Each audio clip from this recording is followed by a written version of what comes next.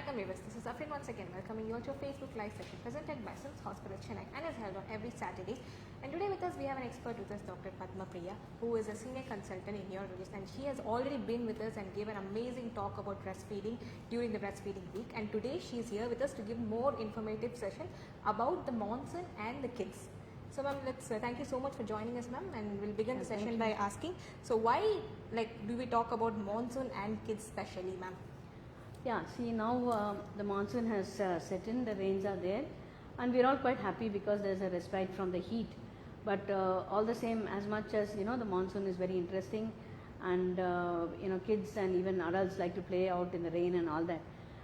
But still, with it, as pediatricians, why we are worried is it also brings in a host of diseases.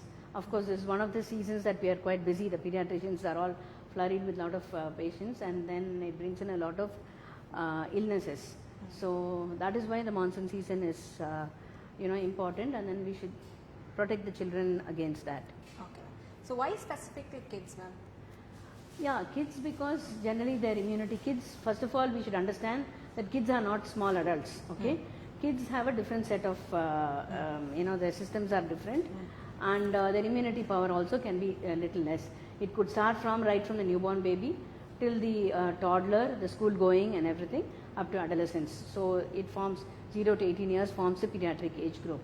So for they're all, because of their immunity being less, and during this monsoon season, the rain brings in a lot of dampness and everything, and most of the microorganisms like viruses, bacteria, even the fungi, the mold and everything thrive very well in this environment.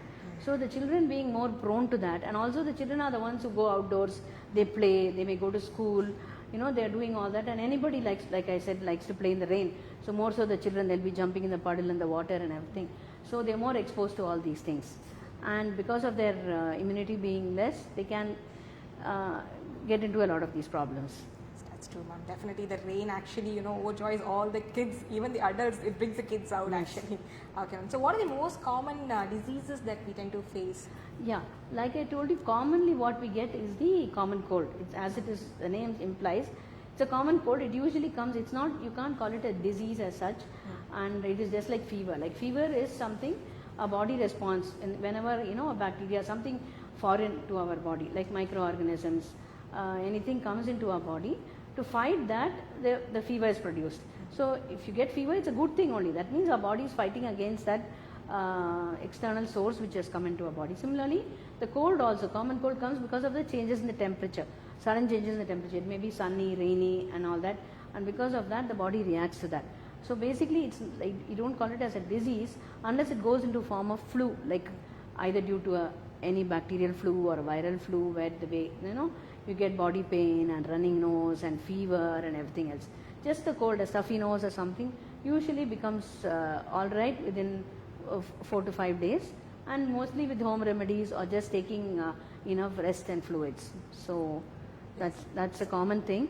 Other than that, you can get other diseases as well, like flu, which is the influenza, which we call, because of bacterial or viral, and because of the stagnation of water and everything, you have a lot of mosquitoes breeding. So because of that, mosquito-borne diseases like dengue is a very common thing in this season. Dengue fever, then chikungunya, malaria, and all of that can come. Okay, ma'am. So the transmission, how is the mode of transmission? The kid, how does it get affected? See, the cold I told you is just just they can have a runny nose and stuffy nose and all that. Usually the flu, it's because of a droplet infection. Somebody with the flu has cough and cold, and they cough in front of someone, the droplet spreads. And I think the public and all of us are very much aware from this pandemic about how droplets and how it causes the spread and all that. So because of that, it will go on and spread to the person who is close by, and that is how the droplet spread of flu happens. But if it's the other things, the mosquito borne, it usually happens because the mosquito bites somebody who has and drinks the blood. So if that and mosquito goes and sits on somebody else and also takes the blood, it can inject. If one person is, like one of us is having a dengue illness, and it takes the blood and goes and bites the other person, that's how the mosquito transmits it. Similarly with the chikungunya and other so many diseases also, and the malaria also, these are all common mosquito borne, what we call vector borne diseases. So they can all happen like that. Okay. since this season is actually prone for more and more mosquitoes, and obviously more mosquito-borne diseases are, they're prone to it. So I would like to know more about these dengue, malaria, and all that. Yeah, see, dengue, malaria, and all that. Dengue is a virus. Malaria is a different thing. We call a plasmodium thing. Their classification is different, but they are all because of mosquitoes only they are born. The thing is, they can all present with fever. Fever, not just mild fever, high grade fever, which is what we say, the kulur, thuki podum அப்படினு சொல்வாங்க. So the chills can be there, and then body pain, severe body pain can be there, headache can be there, stomachache can be there. And once in dengue and all, especially when the fever starts, usually it's high and it goes on for 3 to 4 days. When the fever starts coming down, the children can develop small rashes. And if it's very dangerous, it can even go on to bleeding, because it affects all the cell lines. That is, we have the red blood cells, white blood cells, and the platelets. Platelets are the tatta anuthal solvanga. So the platelet line is mainly affected. So if it falls down very low, then the children can also have bleeding from various sides, and that's why they are afraid. Otherwise, early in the disease when we catch it, main thing is rest, plenty of rest for all of that, for all the children who get this fever. Lot of fluids, they should be well hydrated, because fever வந்து ஒரு dehydrating symptom வரும். அவங்க நிறைய சாப்பிட மாட்டாங்க, குடிக்க மாட்டாங்க. So just give them the normal food. அவங்க என்ன நார்மலாக they used to eating, plus give them more water during that time, and plenty of liquids. Home based foods are best, because again, if they start eating food from outside, they're going to land up with other problems like gastrointestinal problems and all that. Okay. Previously you mentioned about dampness, ma'am. So in the dampness and all, will they affect the kids? Yeah. See, dampness இருக்குனா, once when there is rain, there is humidity in the atmosphere, that ஈரப்பதம்னு சொல்வாங்க, that goes up. அது இருக்கும்போது நம்ம வீட்ல எல்லாம் பாத்தீங்கன்னா கூட all other places like maybe the sofas, the bedding, the curtains, everything may be a little moist. So best is when it is raining, ideally you should stay indoors, but like I told you, nobody likes to stay indoors. Even we like to go out and enjoy the rain and everything. So you try to close the windows and everything and keep, so that the rain and the water, the moisture doesn't come into the house. So that is one way of protecting. The second is, if the clothes are damp and everything, mold, that is the fungus, it forms a very good place to thrive. Those fungus and all will thrive, and that can affect the child. They can get all these infections. And especially people are prone to this wheezing, asthma, அப்படின்னு சொல்லுவோம், அந்த wheezing அதெல்லாம் இருக்கும்போது it will be much more, especially the dust mite and the molds. They can increase the symptoms for the child. They can get breathlessness, they can get wheezing and all that. So the best is to when the rain stops, to sun dry that. Whenever the sun comes out, dry all the clothes. And if the sun doesn't come out, the best is to iron the clothes of the baby. If babies or the children and all, if it's little damp, you can iron it, so that the moisture goes off. They should not be wearing wet clothes. And supposing school is also there, so they go to school and come back, if they get wet in the rain, best is to provide them with a good raincoat and good shoes which are protective, so that they don't go bare feet in the water, and or an umbrella, whatever it is. And once they come back, if their clothes are wet, they should remove the clothes, and they should be wiped dry nicely. The whole hair and body, everything should be wiped dry, and all the damp clothes must be removed. If the shoes are damp also, that also should be removed, because again, damp shoes irnaka, there is what is called, they'll get fungal infection of the feet. Athlete's feet like that, other things, itching, and a lot of all those things can come. So dry them and change them into dry clothes, and that will help to avoid many of the other diseases, especially the fungal infections.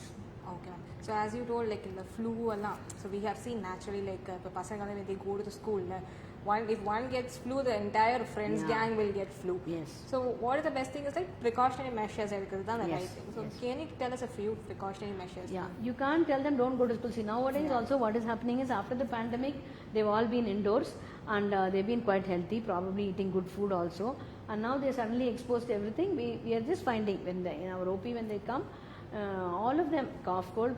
அதுக்கு குறையவே இல்லை doctor, ஒரு வாரமாக இருக்குது, 2 வாரமாக இருக்குது, that is the common thing.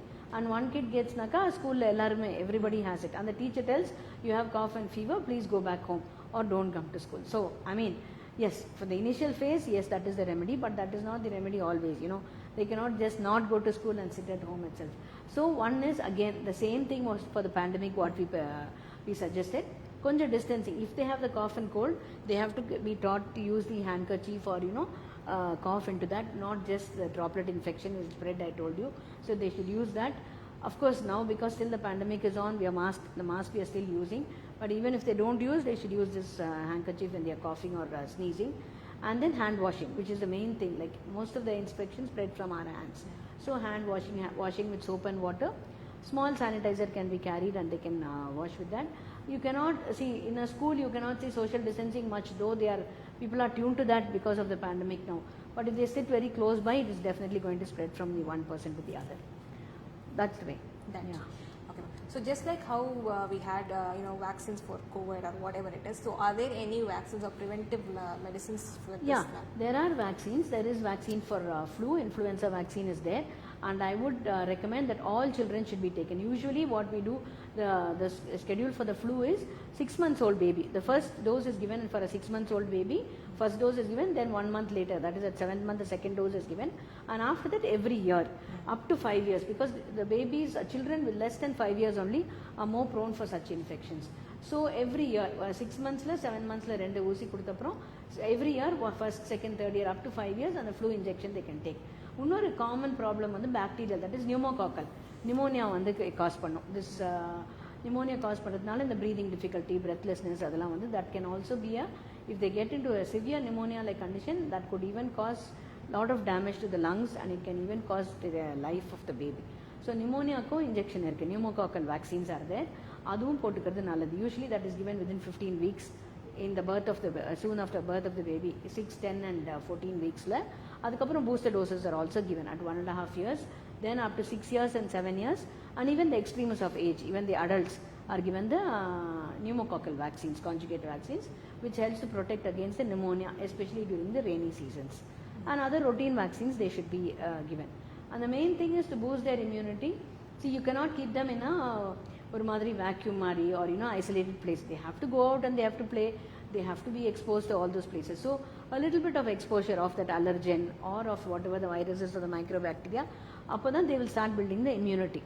They will start, their body will start producing antibodies against that whatever, and the microorganism, they will start producing the antibodies to that, and then they will develop the immunity. So that in the future, if they have this thing with the same thing, the body will try to, the defense, and fever also is one of the defense mechanism only. So that's what happens. And that's basically so other that's than what vaccines, ma'am, food also will help us prevent few diseases, right? Yes, yes, definitely. Nowadays, everybody, all the parents come asking us, Madam, immunity eppadi boost பண்றது? எங்க குழந்தைக்கு immunity boost பண்றதுக்கு ஏதாவது கொடுங்க. மருந்து இருக்கா, injection இருக்கா இது. See, basically, you don't have to give all those things. A good food, healthy diet is what we advise. That is a balanced diet. Everything should be there. Vegetables must be there, fruits must be there. Encourage the child to eat. If you're a non-vegetarian and they eat eggs, they should be eating eggs because that's a good quality protein. Nuts must be included. Nuts can be included in the diet. And that healthy. Of course, all of us like on a rainy day to have some hot pakoras, bhaji, bonda and things like that. Even adults like that. But as far as possible, try to avoid giving the children that. It's a street food and you don't know what goes into it. The oil may not be fresh. They may be reheating the oil, and then the spices and all will cause any damage. Again, gastrointestinal disorders like typhoid and this leptospirosis is one thing which is caused by rat urine contaminating the water. So all these things are more common in the during the ordinary diarrhea itself. Just viral diarrhea or bacterial diarrhea, even that is common during the rainy season. So try to avoid giving them any street food or food bought from outside. If it's not freshly prepared, that can cause again a lot of stomach upset and disorders, vomiting, diarrhea and everything. So the same thing we can prepare at home and give it to them, and freshly prepared, like I told you, is always better.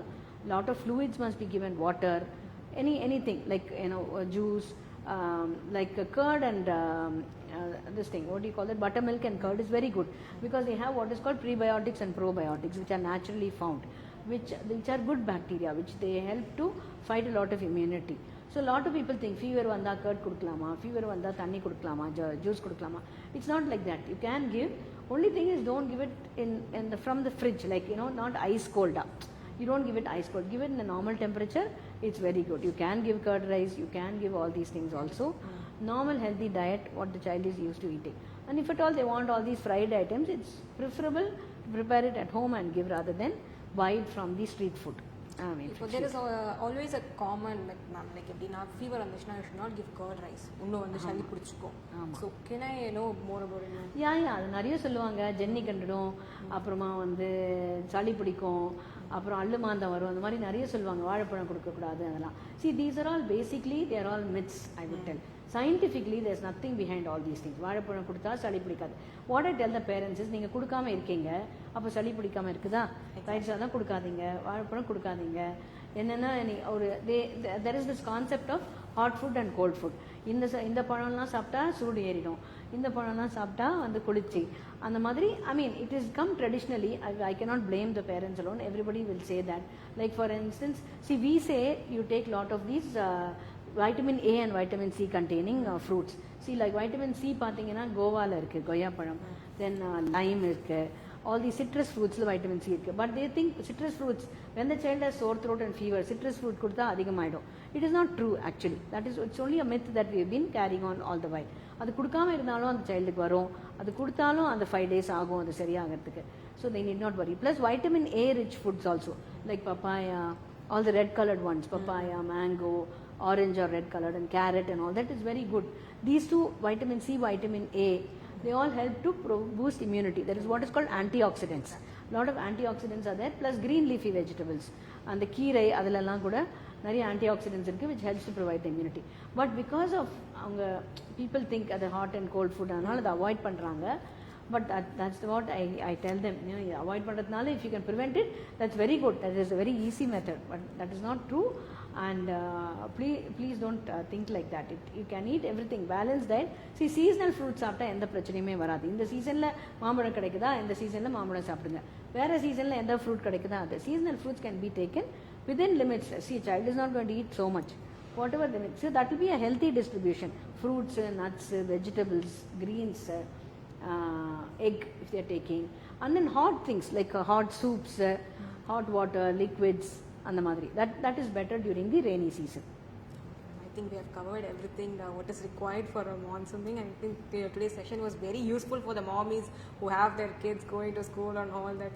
Thank you so much for joining us, ma'am, and thank you so much, viewers, for being present here. And next week we'll meet up with much more informative session. Thank you. Thank you.